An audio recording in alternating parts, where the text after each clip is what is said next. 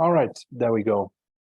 So, yeah, thanks for having me. As just mentioned, my name is Benjamin Hammer. I'm assistant professor in accounting at accounting and finance at Lancaster University, Leipzig. I teach in the bachelor in accounting and finance a lot, which we have in Leipzig. Is actually a very prestigious program, which in the QS World University ranking ranks very high. And one of the interesting topics, at least that's what I learned from previous conversations with my students, is the stock market. So today's presentation is entitled Making Money Fast on the Stock Market, Myth or Reality. So we will have a chance to also talk about some of the insights that three colleagues of mine from the University of Chicago and from Yale University delivered a couple of years back, and well, at least I would say a couple of decades back, but a couple of years back, they received the Nobel Prize for it, and we will touch upon that today. So the agenda for the presentation is I'm going to start with a brief introduction to financial markets in general, what it means, what is the major purpose of it. That is, I think, a precondition for understanding the second and third chapters. The second one is about the valuation of stocks. So I will outline a little bit how you can value a stock. It's a gentle introduction, I should say. So we will not talk about many specifics, technical details. It's a very, general introduction, but it's sufficient to understand the third chapter, which is then the efficiency of capital markets. And this one is indeed about the three colleagues I mentioned, which won in 2013 the Nobel Prize in Economics for their work. So let's start with the first chapter, Introduction to Financial Markets. So if you look at that chart, what I have depicted for you here is two things. On the left-hand side, you can see the firm, and on the right-hand side, you can see the financial markets. And the very first thing that a firm needs to do is, before it can start operating, it needs some capital. So the very first thing it needs to do is raise some capital. Yeah. So as a startup, the sources of financing are limited. Very often you start with your own money. You start with capital from friends and family. But then the more mature the firm gets, the more it grows, the bigger it gets, more options are available. And what a lot of firms then do later on is to issue securities in the financial markets to raise capital. So what it essentially means is they're trying to find people who would like to provide capital to them in exchange for a return. Let's put it like this. And there are two sources of financing that you could have. One is you could raise a credit, that's called debt financing. The other thing is you can raise equity. We will see in a few slides that the two are very different in nature, but the one thing that they have in common is that there are people who would like to provide some money to the firm so that the firm can invest subsequently in exchange for a return. Yeah. So you need the financial markets to find those investors. So that's why the financial markets are so important. And we will have a look at this in the next slide. So the very first thing for the firm is to raise capital. And then once the firm has capital, it can invest the capital into either current assets or non-current assets. So current assets are, for example, inventory, raw materials that you need if you are manufacturing firm, inventory that you need if you are a retail business. Yeah, you need to kind of ramp up the inventory, have sufficient items on stock so that you don't run out of items in the retail stores. Non-current assets are those that have a longer maturity, longer than a year. So this could be property, plant, and equipment, for example. Regardless of whether it's current or non-current, these assets are productive. right? So the firm puts these assets to productive use. These assets, they generate a cash flow for you. So this cash flow now can first of all be reinvested, right? Because the assets over time will, due to the usage, lose in value, or from a technological point of view, perhaps they become obsolete. So in order to maintain the growth, you need to reinvest some part of the cash flow that the assets generate for you. Then the other thing is, if you raised some of the capital through debt financing, if you received a credit, then, as mentioned, the creditors, they only provide you with that liquidity in exchange for a return. They want to make money with that. So you have to give something back to them in exchange for that service, for that liquidity provision, and that's called interest expenses. So you pay the interest expenses to those parties that provided you with debt financing. Then, of course, you have to use your cash flow to pay some taxes to the government, because the government provides you with a legal environment, an institutional environment that you need in order to run the business successfully, and in exchange you pay some taxes for that.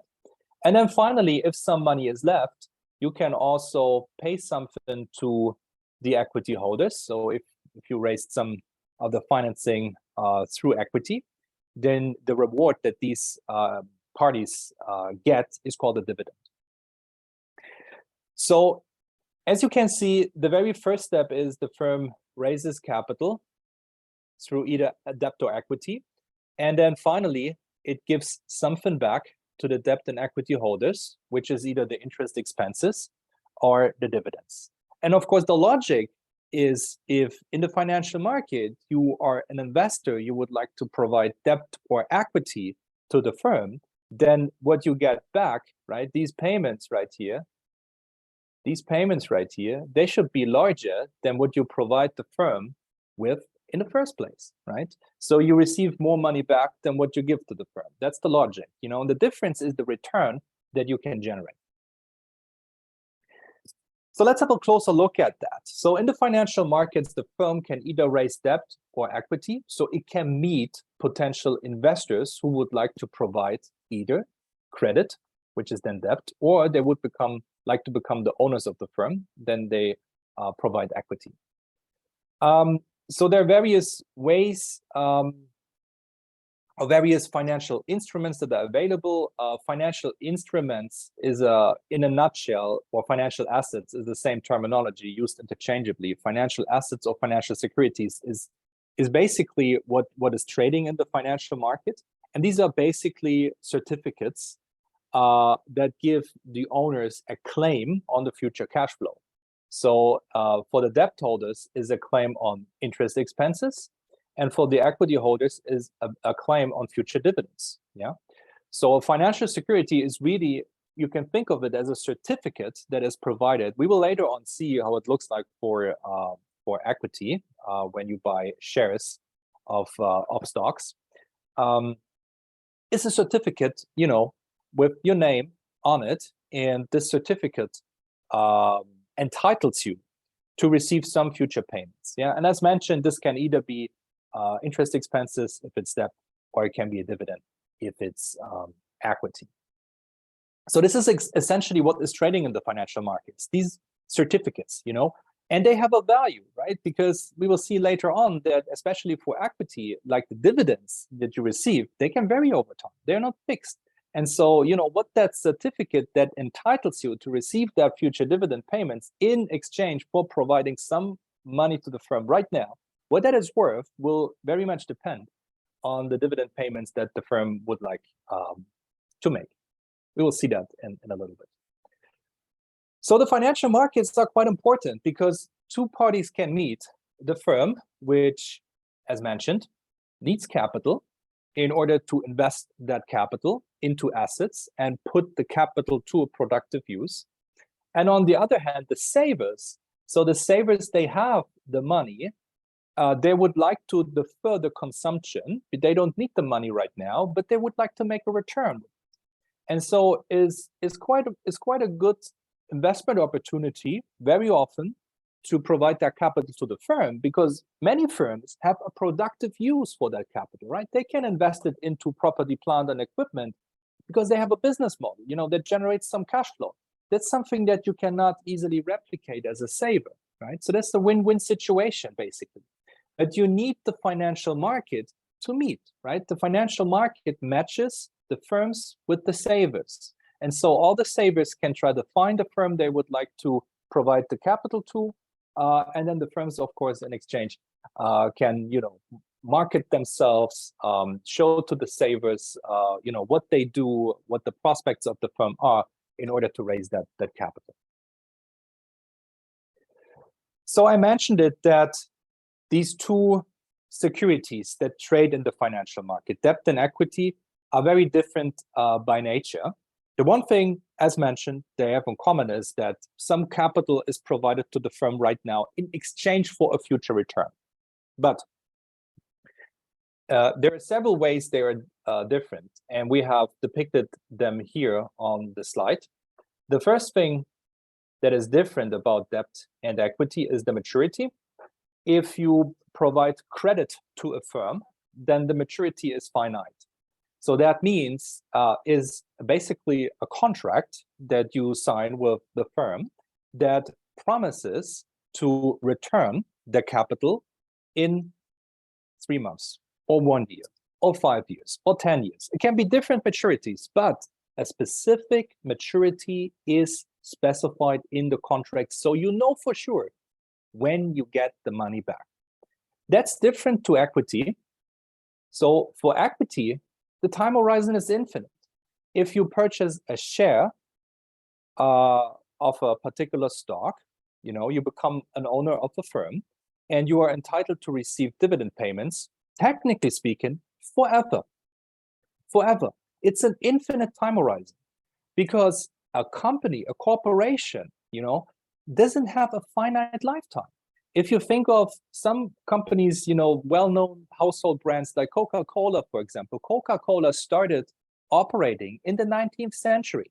It still operates, is still a large, healthy company. It still pays dividends.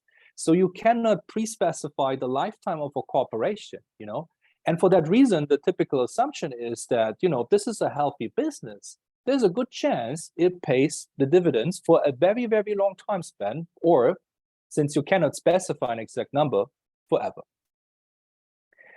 The other thing is that if you provide credit to the firm, so if you are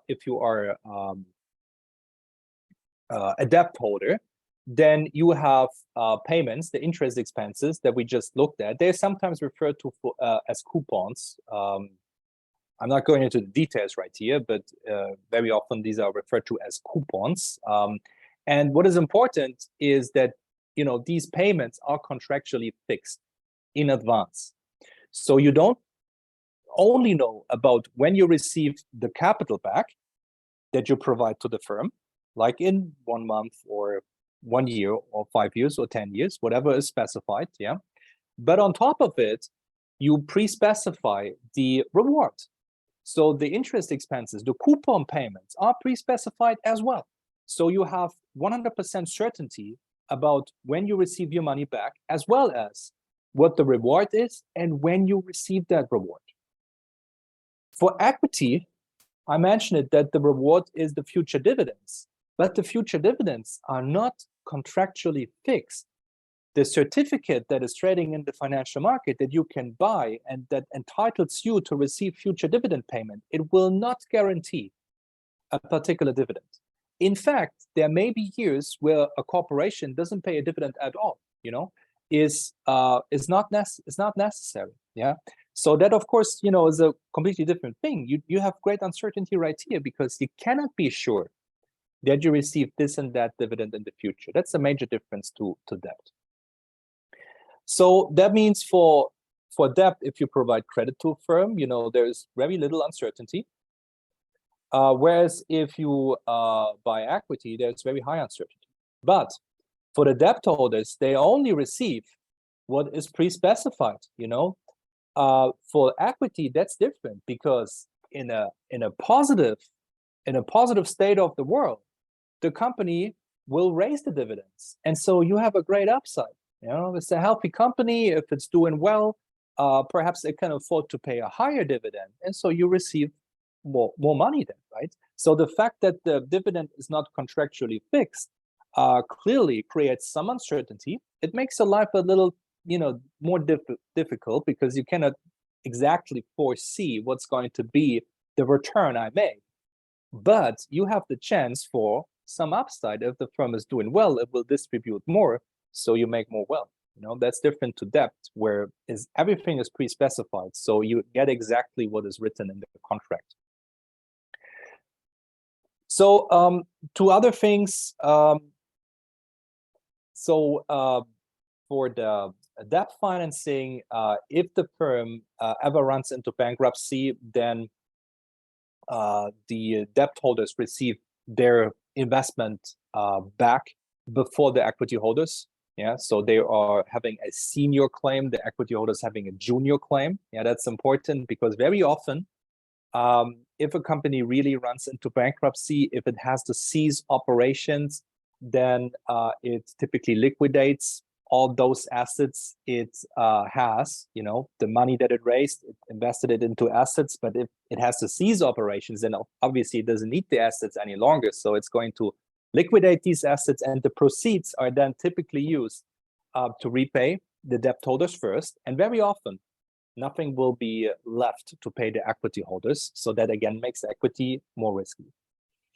But finally, and this is an important distinction, for the debt holders, if you provide credit to a firm, you are not an owner of that firm. Yeah, so you cannot directly affect the decision making. You have some indirect control over the managers. You can push them, but you are not an owner. You don't have a vote. You don't have a say. That's different to equity. If you buy equity, you become an owner of the firm. So you have direct control via your voting rights. And in the board of directors of the firm, there will be shareholder representatives. Yeah. So although the risk is higher with equity, you have a higher reward. And you become owner of the business. So you can vote with your feet. And that's an important feature. So today we will look at equity. We will look at the right-hand side of that chart. That's the more important one for today's presentation. So the financial market for equity is a stock exchange. And here is a picture of the New York Stock Exchange. There are other important stock exchanges, like, for example, the London Stock Exchange. So this is really just one example. And this is basically where the savers and where the firms meet, okay? And where the savers can give the firm some capital in exchange for that certificate that entitles them to receive dividend payments in the future. And on top of it, as just seen on the previous slide, the certificate also makes you an owner of the firm. Yeah, and then how much you own depends, of course, on how many shares you buy. If you really just buy one single share, then your ownership percentage is tiny. But depending on how much wealth you have and how much money you would like to give to the firm, you can, of course, also acquire more shares and obtain a higher ownership share into the business, so you have more control over the firm. So what is trading on that stock exchange is basically certificates, financial securities for equity. And this is one example of how such a financial security could look like. This is a share of common stock of Google. So if you buy one share, then this is basically the certificate that you get. So there will be your name on it. Yeah. So for example, my name could be on it if I buy one share of Google. And this certificate, as mentioned, entitles me to receive receive future dividend payments, yeah, in exchange for providing capital to the firm right now. That's my reward. And as mentioned, I'm the owner of the business, so I have a say on what's going on. Good. So if I buy such a share, I want to make a return. That's important. So the idea is that if we look at the timeline, so this is the present, this is 2023, I purchase such a certificate. All right, this is the certificate here. a picture of it. So I purchase it at the current stock price that I can observe at the stock exchange. Like, for example, if it's a stock trading at the New York Stock Exchange, then, for example, the New York Stock Exchange we just saw on one of the previous slides. And then in exchange, this certificate entitles me to receive dividend payments in the future. So in 2024, 2025, 2026, and so on and so on. One detail here on that slide that is important is that you remember, for equity, the lifetime of a corporation it's infinite. You know, you cannot specify the lifetime of a corporation. It doesn't have a finite lifetime like a human being, you know, where of course our lives are limited, you know, due to our health conditions and things like that. But for a corporation, if it's a well-run firm, it can exist for hundreds of years or even longer. Some of the oldest companies in the world were founded in the 17th century. Usually, fun fact, these are breweries. So that's a business model that seems to work and is quite resilient. But as what I'm trying to say is that you cannot specify the lifetime of the corporation. So that means what you need to assume is that if it's a well-run firm, it will pay the dividend forever. Okay. So these payments, they do not stop after 2026. The assumption is that the company pays these dividends also in year 27, 28, 29, 2030, and so on and so on, basically until infinity. So now the math that the stock market investor does is that, okay, I pay a price for that certificate, that's the current stock price. In exchange, I receive a value, right? Price is what you pay and value is what you get. And the value that you get is basically the future dividend payments plus a capital gain. So the capital gain means that the stock price, of course, can also go up in the future. So the difference between what you buy and what you sell it for is then referred to as the capital gain. But let's assume you hold that stock for a very, very long time. So then the capital gain is not so important. But what is more important is the dividends. So now the math that you need to do is understand, the price. How does it relate to the value, right? Is the value that I'm getting, is it larger than the price, or is it exactly the same as the price, or is it smaller than the price, right? We need to compare what we have to pay right now for that certificate, what we receive in exchange in the future. So for this, we need some numbers. So let's look at an example. Let's say we want to buy a share of a stock that is currently trading at $10. That's the price we're going to pay, okay? And this company, it pays a dividend of $1. And let's assume, for simplicity, for the sake of brevity, that that dividend is going to stay constant at $1 forever. Yeah, remember that it's not having a finite lifetime. The corporation, if it's well run, it can exist for hundreds of years or even longer, right? So the assumption is that the $1 dividend, it pays it forever. Yeah, that's very important. So now, okay, we know that it costs us $10 to get the certificate. In exchange, we receive a dollar dividend each year forever. So how do we solve that now? So the problem is twofold. One, we cannot simply add up these numbers because there's a problem that's referred to as the time value of money. I get back to that in a second. But even if the time value of money would not exist, how do we add up an infinite number of dollars? This is not straightforward, is it? So these are the two problems that we need to solve mathematically in order to come up with, what are all the future dividend payments worth to me right now, so that we can compare it to the $10 that the stock costs us. So I get back to this in a second. Just wanted to give you a little excursus to the time value of money problem. The time value of money problem, in a nutshell, is explained in using a simple experiment. So let's say I would offer you two options. Option one is I pay you $1,000 right now Or option 2 is, I pay you $1,000 in 10 years from now. So in any case, I pay you $1,000, but you could either receive it right now or in 10 years from now. So think about it. Which option would you choose? Typically, the answers that people give is they choose option 1.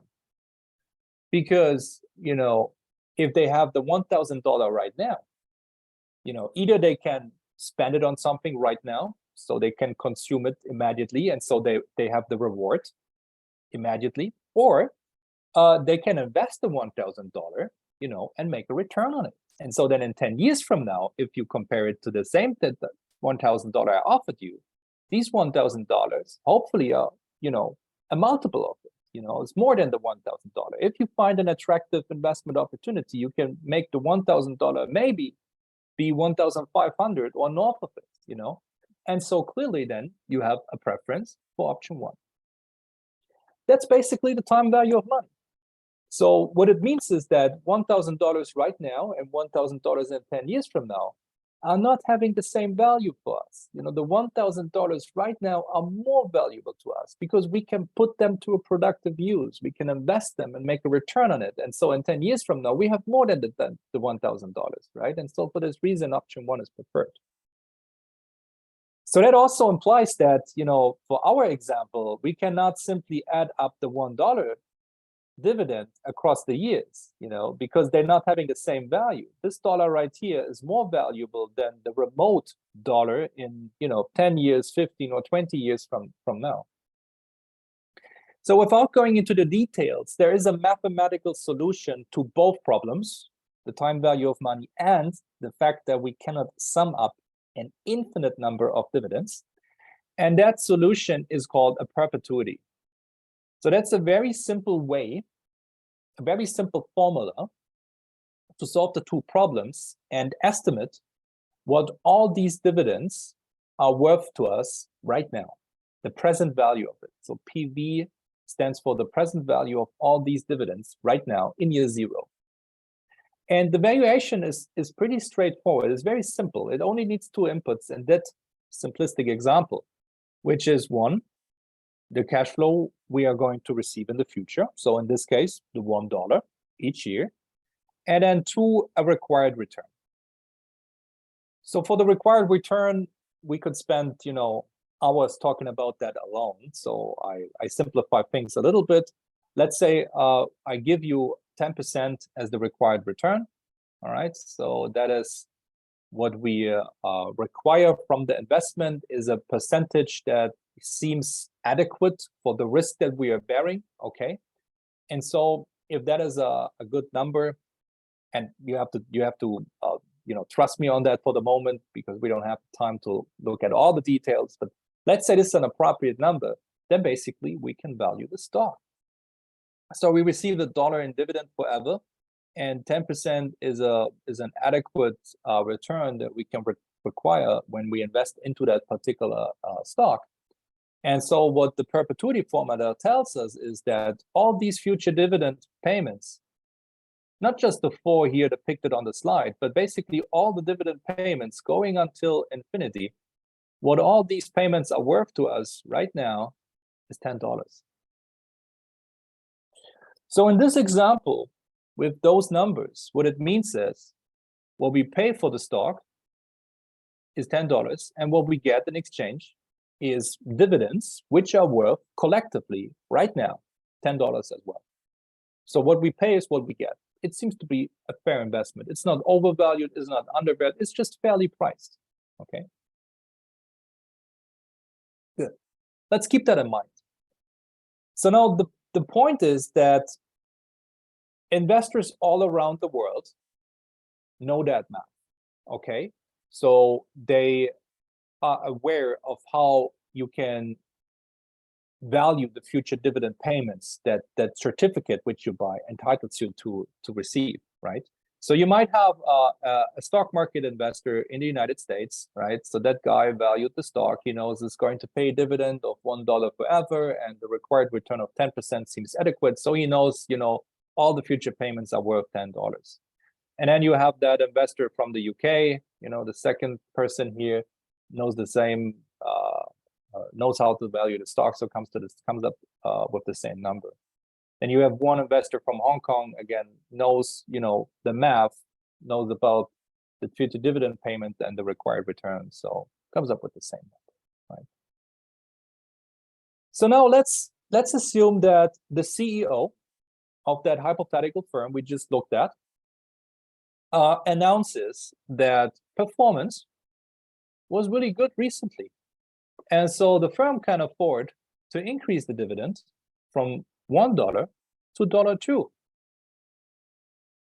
So now that changes the picture, right? If we come back to that example, well, we said that the certificate, if we buy one share in that company, it costs us $10.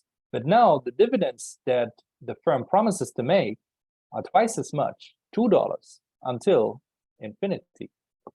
So if we apply that very simple valuation formula again, which is called a perpetuity, then in the numerator, the input changed from 1 to 2, it doubled. And so all the future dividends collectively are worth $20 right now. So that actually looks like a good investment opportunity right now, right?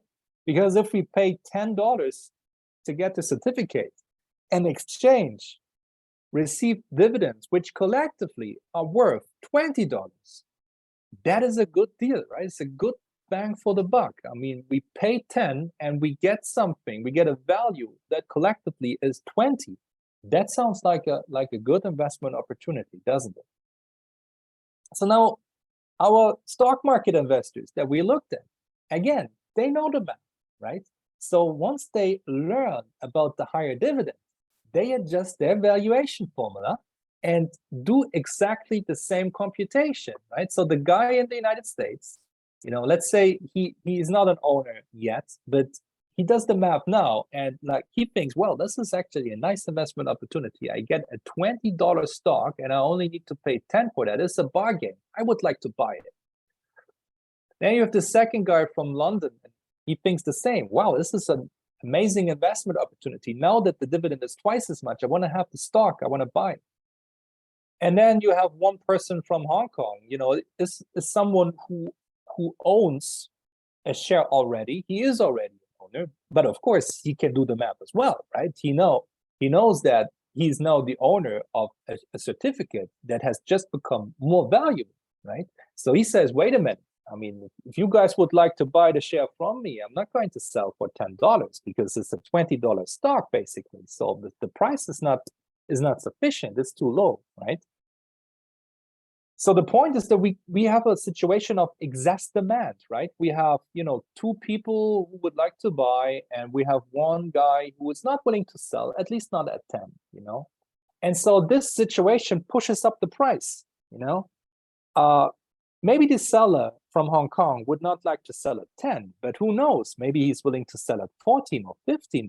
It's still a good investment opportunity if you pay 14 or 15, and in exchange, you receive a claim on all these future dividends worth 20, right?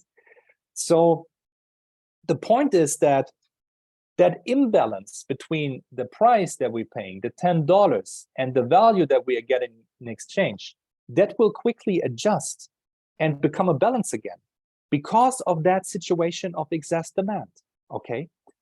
If you want to think of it, in a more practical way, if you monitor it, the price of PlayStation 5s during the last years, you perhaps noticed that it skyrocketed. Why? Because PlayStation 5s were in short supply because, semiconductors were, the Sony was lacking semiconductors. And so there were not many PlayStation 5s trading in the market. So if you would like to have one, you would have to pay a huge premium on the regular sales price, right? And so, with many people wanting to have a PlayStation 5, but only few people could get it. And those who have the PlayStation 5 are not really willing to sell unless you pay a premium, right? Then the price for the PS5 skyrockets. And it's exactly the same mechanism here for that stock. If it costs you 10 and, the dividends in the future are worth collectively 20, it's a great deal. A lot of people would like to buy, but not everyone would like to sell. And so that creates some upward pressure on the stock price. So it will, go up from 10 to 20, most likely. So if you would like to look at that graphically, what happened to our stock price is that this right here is the day when the CEO announces the dividend increase. And right at that day, the stock jumps from 10 to $20, right? If we observe exactly that behavior, then the market is said to be efficient, is an efficient financial market response to that announcement of the CEO to increase the dividend from $1 to $2. What does that mean? So the efficient market hypothesis suggests that, or is concerned with, how good the market is reflecting value relevant information in asset prices, so in this case, stock prices. And the market is said to be efficient with respect to the information available if the prices fully reflect that information. If not, then this would be called an inefficiency. And usually these are explained by behavioral aspects, so irrationality of investors. I get back to this in a second. But if we look back to that slide right here, let me erase these lines. So an efficient capital market response is the dividend doubles from $1 to $2. So the stock price doubles from 10 to 20. That is an efficient capital market response. The information is relevant to the value and is fully reflected in the stock price. An inefficiency would mean that the stock price, goes up to 21 or 22, or maybe it only goes up to 19 or 18 or $15. It doesn't fully reflect the value of the announcement. That will be an inefficiency, and that cannot be explained by rational behavior, because these three stock market investors we just looked at from New York, from London, and from Hong Kong, they know how to do the math. So they know that the stock is worth $20. So why would they stop trading at $15, right? So only irrational behavior can explain that. It's interesting. If we look at our line of argumentation, so the CEO announces the dividend increase, new information comes to the market. So our three stock market investors trade on that information, particularly the two from New York and from London who would like to buy the stock, but also some people, maybe not the guy from Hong Kong, but somebody would like to sell the stock, maybe at 14, 15 to realize a capital gain.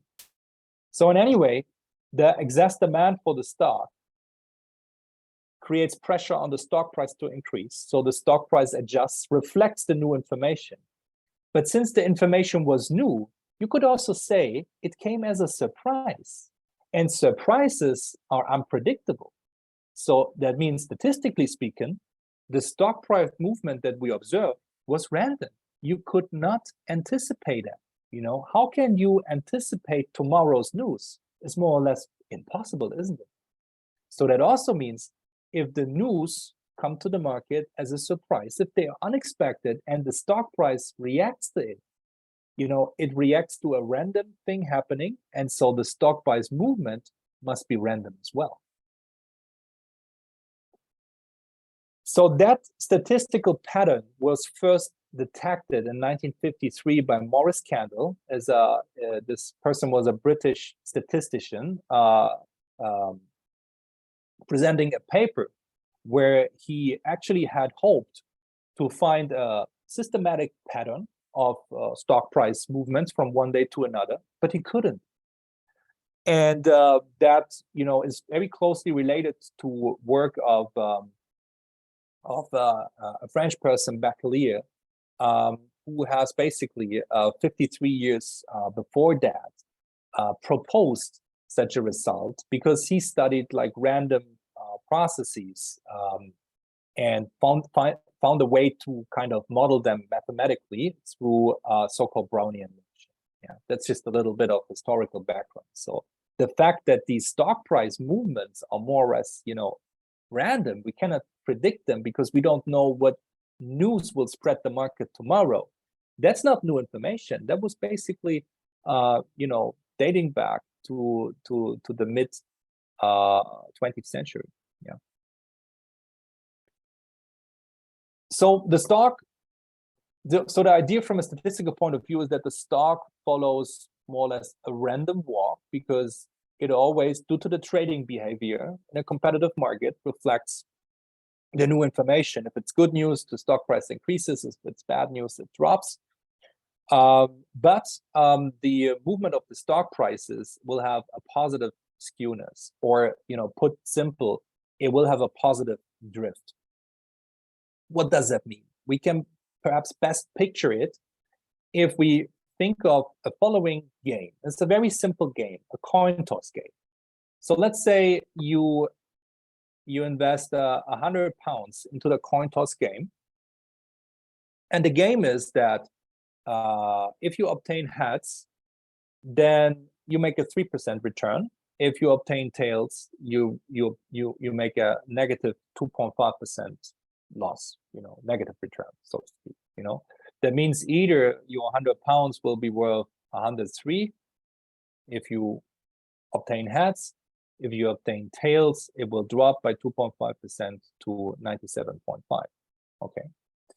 And so heads and tails, if it's a fair coin, they have equal probability. Both is 50%. So it's more or less random if it's heads or if it's tails, once you coin the toss, And basically, so what you can see is, is a random pattern going on, but with a positive drift, because, heads is always, associated with a little higher return than tails, So you will have a positive drift on average.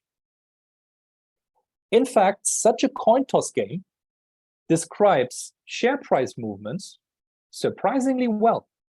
You need evidence? Let's look at that picture right here. What we have depicted here, or what Burke and DiMarzo have depicted here, is from a good corporate finance book from Burke and DiMarzo, from which I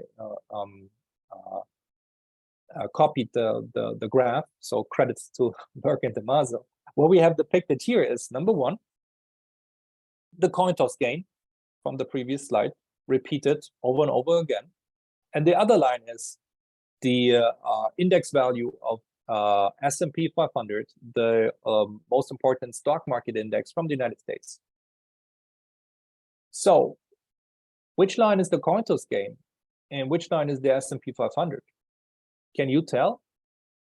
I can't, because the coin toss game, no matter which line it is, it looks surprisingly similar to the S&P 500, right? So that seems to be somewhat of an evidence that indeed it is, kind of impossible to predict a stock's return tomorrow, because we don't know tomorrow's news. Tomorrow's stock price will reflect these news, but we don't know them yet because we cannot look into the future. We don't have a crystal ball. You need more evidence. Here's real data from the Microsoft stock. Again, a good example from the Burke and DiMarzo book, where they looked at any two successive days, any two pairs of days between 1991 and 2011. What was the return of Microsoft at these two successive days? So on the x-axis, there's the return on day one, and then on the y-axis, there's the return on the day after it. And the point is, over that long time span, you cannot spot any relationship between the returns, right? I mean, if you would like to draw a line through these data points, would it look like this, or would it be more like this, or would it be like this? You cannot tell. There is no obvious pattern that you can see. There is no systematic relationship between the returns on one day and the next one. And that's, again, quite convincing evidence for the fact that, it's more or less impossible to predict the Microsoft stock price tomorrow, or the return that you can make if you buy now and sell tomorrow, right?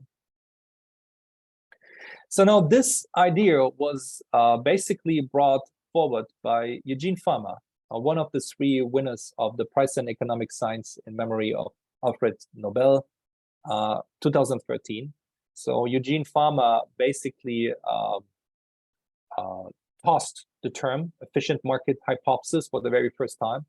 And his hypothesis was that stock price movements are impossible to predict in the short term, because in a competitive marketplace, these market participants will trade on any new information, and so fairly quickly the stock price adjusts.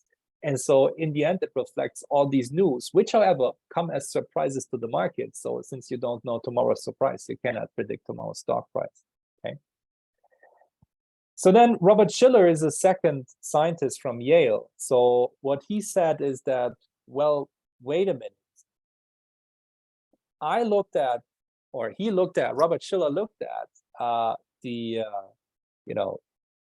dividend fluctuations of the firm and what the stock price did in response to it. So if we go back to that slide, if you remember that slide, he actually, not only for one stock like we have depicted here on that slide, but for many stocks from the United States, he actually checked whether the stock price movement is really just exactly reflecting the dividend change, like in this case from 1 to 2, doubling the dividend means doubling the stock price. And what he find out is that on average over all the stocks in the United States, it was more than that.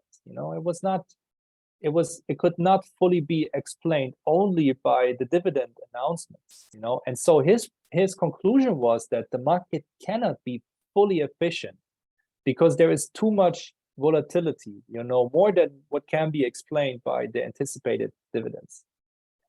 And then a third guy, Lars Hansen, he developed a statistical method that we need in order to test these and disentangle these hypotheses. That's known as the generalized methods of moment. And that was a seminal, seminal paper that he provided, because it helped us, shedding some light on, from a statistical point of view, what is really the result of rational behavior and whatnot.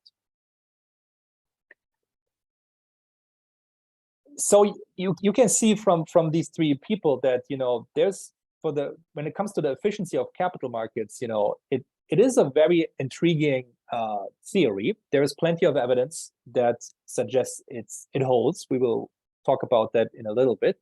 But yeah, as Robert Shiller found out, not everything can be explained using that efficient capital market hypothesis.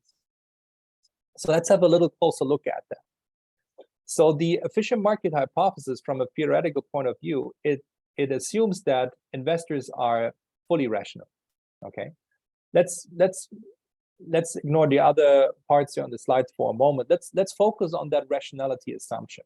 What it essentially means is that if you think back to our three investors, what it essentially means is that all the investors in the stock market do the math, right? That is basically what rationality means, and they only trade on the basis of that information.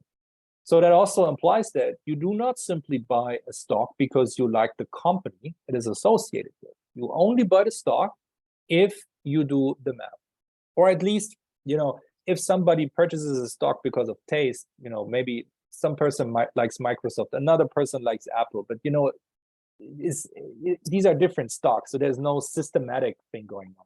It's not that everyone likes Microsoft and so everyone purchases Microsoft just because of taste.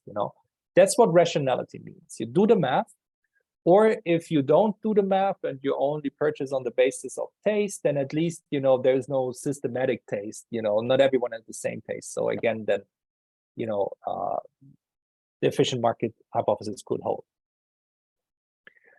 And so then, of course, as mentioned, the idea is that because they do the math and they trade on that information, the stock prices will adjust. And so in the end, they incorporate new information that's coming to the market. So now there are three versions of that efficient capital market hypothesis. One is the weak form, which means that the current market prices that we observe, they reflect all the information contained in past stock prices. Second one is the semi-strong form, which suggests they contain all the information contained in past stock prices, plus all the publicly available information. And the third thing is the strong form efficient market hypothesis, which suggests that the current market prices, the current stock prices, they capture, on top of these things, also private information. Let's look at some examples to understand that better, because these three types of efficient market hypothesis can now be tested. So the weak form suggests that, if the current stock price I observe, it already contains all the information, all the news from the past. Whenever there's news, people trade on it, stock price reflects it. So the news from yesterday, they are already reflected in the price that I observe today, right?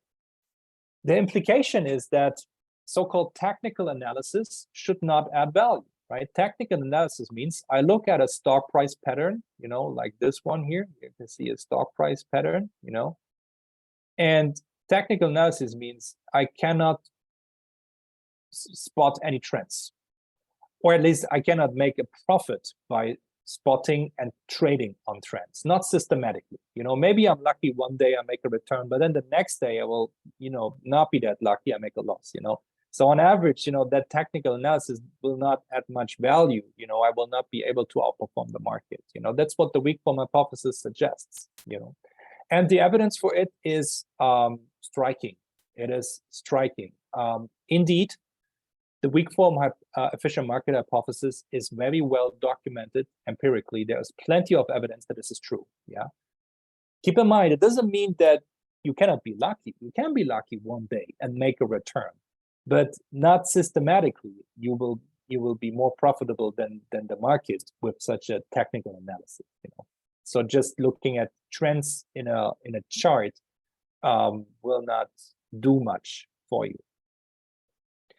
So the semi-strong form suggests that also all the information that is publicly available is already reflected in the stock price because people have traded on it immediately once they received new information. So once it became public. So that means an analysis like the one we did, where we looked at public available information, like the anticipated dividend in the future is $2, and then we value the stock and come up with a price. We will not find stocks, where the value is more than what we pay, where we have an imbalance. We will not find that on average. That's what the semi-strong form hypothesis suggests. Usually that's going to be the same. What you pay is what you get. And the evidence for that, again, is actually quite strong. I mean, already in 1984, there was a paper by Patel and Wolfson that showed that it only takes 5 to 10 minutes for stock prices to adjust to new information and absorb that information fully.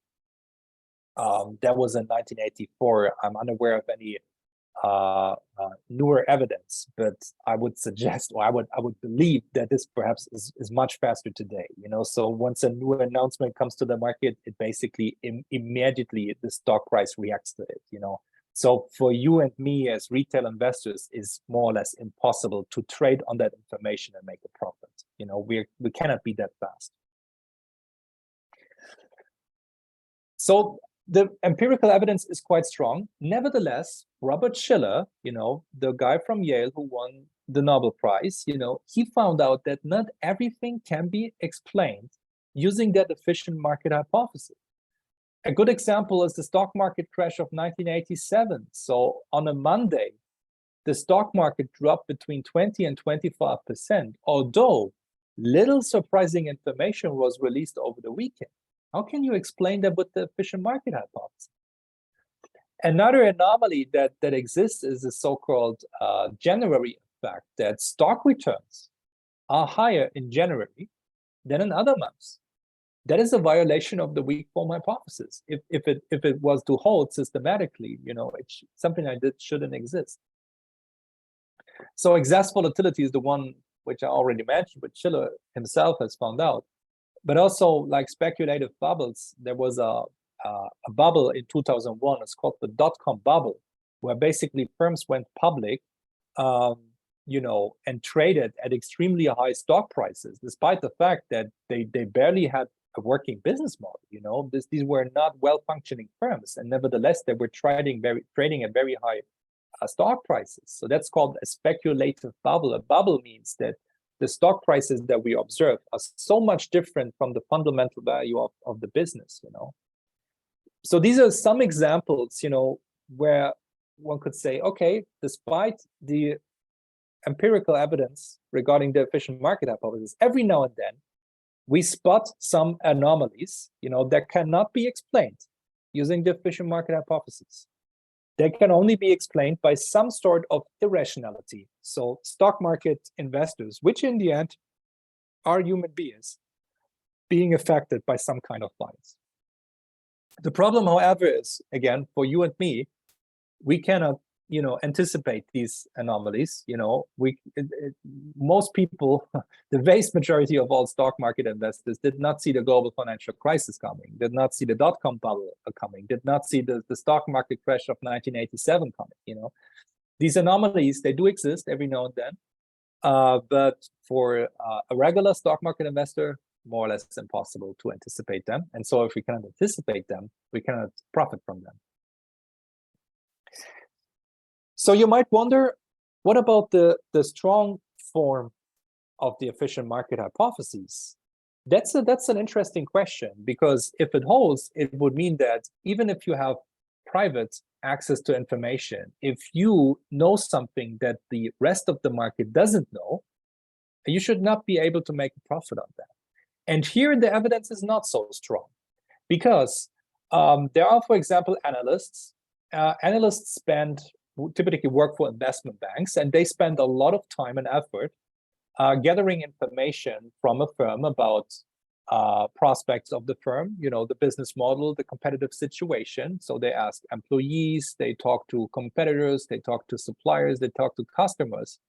And the result is that they typically know more about the company than anyone else, So that is something that you and me cannot do, right? I mean, if we write an email to the CEO of a company, we would like to meet and discuss the business model and the prospects, we will most likely not get an appointment.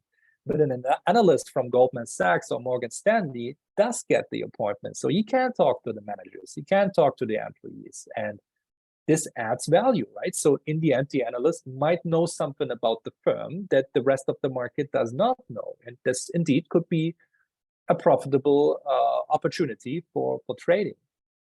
The problem, however, is that, once these analysts gather the information, very often they make it publicly available in analyst reports. And then once the analyst reports come to the market, people trade on it, and the stock prices adjust very, very, very quickly.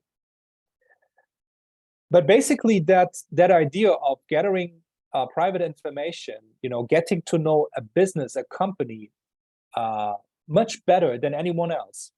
That is the business model of mutual fund managers. So funds that collect money from investors and buy stocks. Ideally, the idea is to buy low and sell high. So they try to make a profit and return some money to their investors. And again, a good example from the Burke and the Maser book, where they looked at, these mutual fund managers. Is it possible for them to gather private information, make a profit with that, and so beat the market, know more about the market, know more about the firm than the market? And the answer is, well, there are some, but not all the mutual funds are successful. So they kind of looked at mutual funds and ranked them from small to high, and they find out that indeed, there are some mutual funds who do have a positive value add. Yeah, so that private information they're gathering is profitable. They can trade on that, make a profit. But it's clearly not true for the average. There are also some mutual funds, where the value add is close to zero. And the more important thing is that for their service, they charge a fee. And then out of the investor's perspective, net of that fee, you are typically having a negative alpha. So alpha is the outperformance over the stock market. So that means, you would have, fared better if you would have invested into the stock market right away. So net of the fees, you're making a negative, return, basically, negative alpha. Okay, so two more things for today's taster session. So we have seen that at least some mutual funds are able to gather private information, make a profit on that in the stock market. Can you replicate that yourself as an individual investor? Very hard to do that. There is plenty of evidence suggesting that individual investors in the stock market, traders, suffer from biases. So one bias is very often they end up buying stocks they are familiar with. So if you work in automotive industry, perhaps you purchase automotive stocks. If you work in tech, you perhaps buy tech stocks. It's the familiarity bias. But the result is that you miss out on a lot of opportunities in other sectors. This is called under diversification. You typically end up with stocks that cluster in a particular sector, and so you're bearing a lot of risk unnecessarily. Another thing that was very well documented is called overtrading. So that means most individual retail investors are overconfident. They believe they can pick winners and losers like mutual funds do, when in fact they cannot, because they don't have that superior access to information. Another well-documented thing is called the disposition effect. So typically people hang on to losers and buy successful stocks too early. So they hold the unsuccessful stocks for too long, buy the good ones sell the good ones too early. That's called disposition effect, usually associated with underperformance. And yeah, maybe one more thing is herd behavior.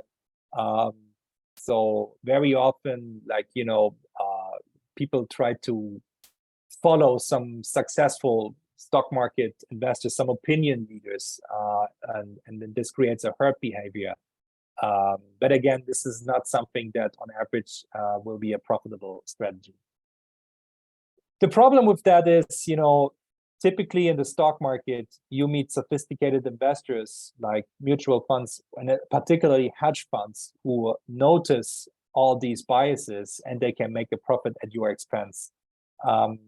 So that is a problem for a lot of retail investors, because the additional return that these sophisticated investors make at your expense, it is also at the same time your loss. And so this individual trading behavior on average doesn't seem to be a very promising strategy. So the implications, and that's the final slide for today. So the bad news from all of this is it's fairly unlikely that you can make money fast on the stock market unless barriers or restrictions to free competition exist. So we don't have a competitive market, or unless you have a competitive advantage through superior access to information or low trading costs. So that means you would be able to exploit opportunities that the average market participant cannot exploit. Ask yourself how likely that is. What is your competitive advantage? Or unless you avoid the well-known individual biases we just looked at, like disposition effects, like herd behavior, like under diversification, of familiarity bias. But there was also good news. Although it will be very tough for you, if not impossible, to beat the market, you can still make some money on the stock market by simply buying the market. So that means, on average, the implication of the efficient market hypothesis, and that's a positive one, is you can trust market prices. What you pay is what you get on average. If anomalies exist, and they do exist every now and then, you cannot spot them, you cannot anticipate them. So you should not bother too much about timing the market. The market doesn't have a memory. If the market is down 5% today, it can be up 2% tomorrow, right? Because of that random stock price movement that we have seen. So on average, a sensible strategy is not to try to beat the market through individual trades, but rather buy and hold the market. There's a very simple way to do that these days through so-called index funds or exchange-traded funds. You can basically get access to thousands of different stocks, generate a well-diversified portfolio, earn a decent return at that, at comparatively low risk. You simply have to buy and hold for a very long time span, and there's a good chance you make a decent return at comparatively low risk. And that's more efficient, cheaper, and typically more promising than trying to make money fast on the stock market through individual trading.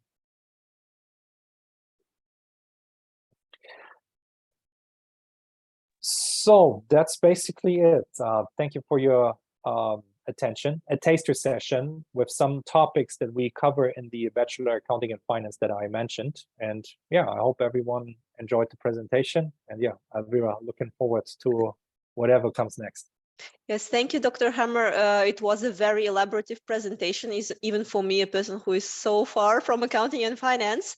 The next would be answering questions if our viewers have any. So please leave them in this Q&A section, and Dr. Hammer will reply to you. Let's give you a few minutes. If you have any comments, any questions, please leave them. If not, then we will finish this webinar and then share it later on our YouTube channel.